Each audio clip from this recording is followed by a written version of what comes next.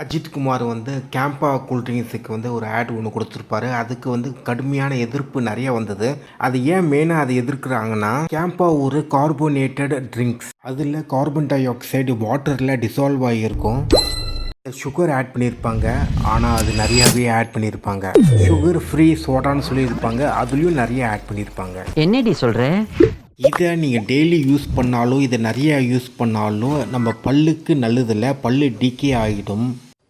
ஆண்களுக்கு stomach problem வரும், acid problem வரும், நிறைய பிரச்சனைகள் இது மூலமாக வர்றதுக்கு வாய்ப்பு இருக்குது. இன்னொரு முக்கியமான பிரச்சனை என்னென்னா, இந்த மாதிரி கூல்ட்ரிங்க்ஸ் குடிக்கும்போது அடிக்ஷன் வந்து ரொம்ப பயங்கரமாக இருக்கும். அதில் கேஃபைன், சுகர் இது வந்து பயங்கரமாக நம்மளை வந்து தூண்டுதல் கூட்டும்.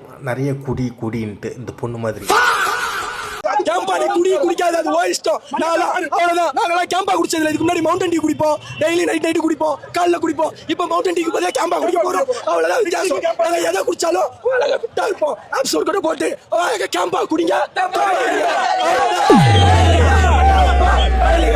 எனக்கு என்னமோ இந்த கூல்ட்ரிங்க்ஸ் விளம்பரத்தை அஜித் குமார் அவாய்ட் பண்ணியிருக்கணும், அதுதான் நல்லதுன்னு நான் நினைக்கிறேன். ஏன்னா அது ஃபிட்னஸ்க்கு ரொம்ப நல்லது கிடையாது.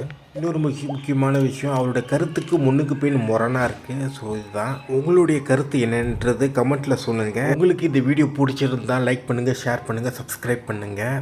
So all the very best guys, love you.